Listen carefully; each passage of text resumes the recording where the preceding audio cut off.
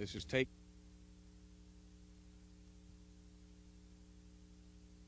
The Dawson, Texas gymnasium was converted from a polling place to a morgue by last night's plane crash. Here is where the bodies of the 84 persons who were killed in last night's electric crash are being held and identified.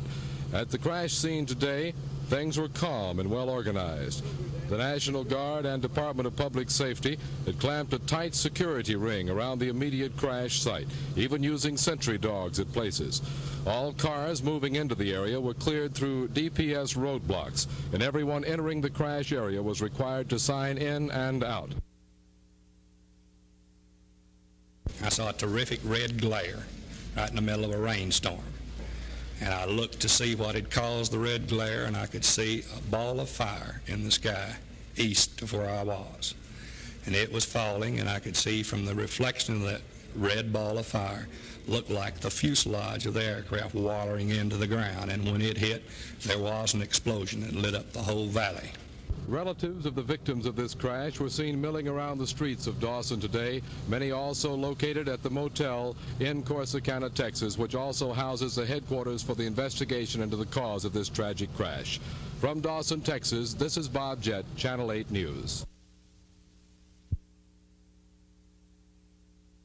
The polls on this primary day close in about 50 minutes, or nearly 7 o'clock. But just about sunrise this morning, Democratic gubernatorial candidate Eugene Lott cast his ballot. The former deputy ambassador to Vietnam said Governor Connolly was talking about him when the governor said, "The Democrats need to elect a man of ability and stature as their next governor."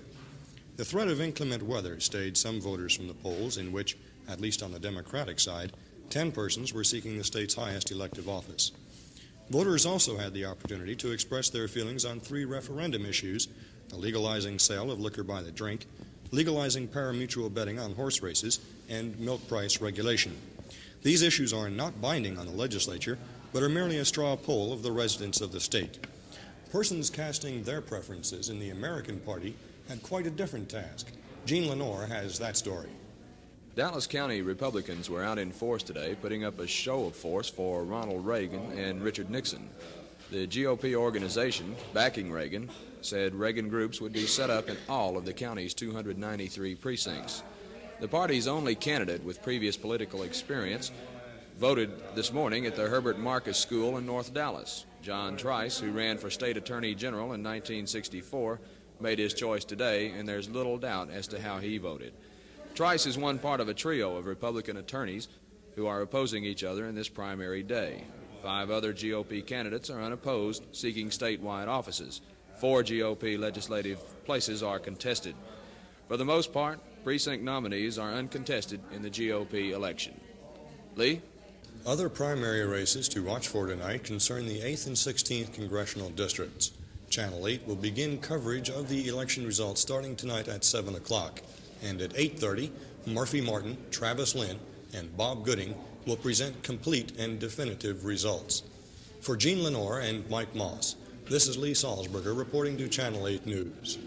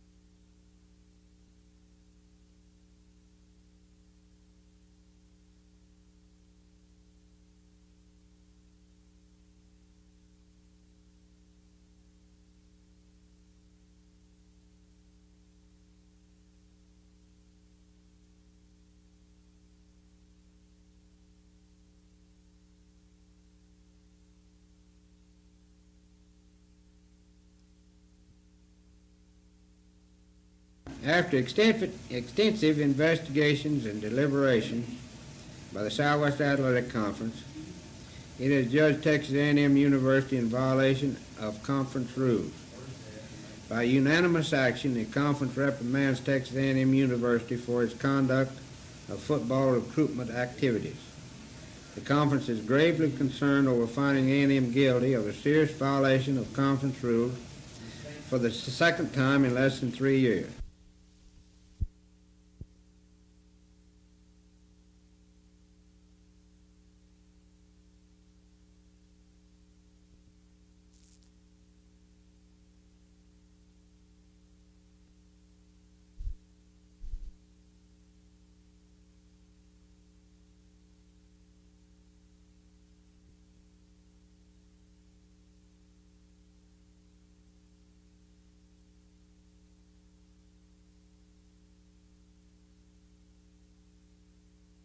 Thank you, Merv. Here at the county clerk's office, the temporary headquarters of the Democratic Party, things are busy but quite confident.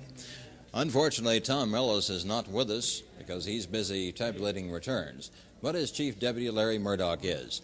Larry, how have things been in the voting today? Has it been heavy or light? Carl, from all indications we have, it's been rather light, not as heavy as we had expected. Now, has this been due to the weather? Have we got any problems in the voting machines? I don't think there's been any particular problems other than the normal ones with the machines. Fishing might have been good. Fishing possibly was good, but what about the fishing for the candidates? Well, this is a problem they're going to have to settle tonight. Be a lot of happy ones and a lot of unhappy ones. Have we had a good Democratic turnout here? Well, just from Mr. Ellis's own estimate, which was about 125,000, he will probably be just a little light. Just a little light.